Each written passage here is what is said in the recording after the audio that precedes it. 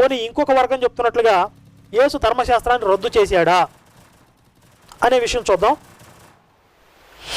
మత్తయి 5:17 ధర్మశాస్త్రమునైనను ప్రవక్తల వచనములనైనను కొట్టివేయవచ్చితనని తలంచవద్దు, నెరవేర్చుటకే గాని కొట్టివేయుటకు నేను రాలేదు.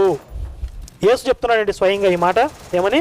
ధర్మశాస్త్రమునైనను ప్రవక్తల వచనములనైనను కొట్టివేయవచ్చితనని తలంచవద్దు, నెరవేర్చుటకే గాని కొట్టివేయుటకు నేను రాలేదు.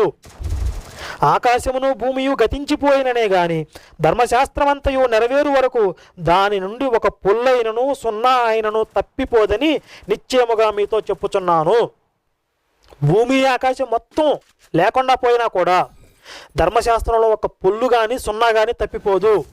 నేను ధర్మశాస్త్రాన్ని నెరవేర్చడానికే వచ్చాను, కొట్టివేయడానికి రాలేదు అని స్వయంగా యేసే చెప్తున్నాడు. మరి ఇంతకుముందే యేసు ధర్మశాస్త్రాన్ని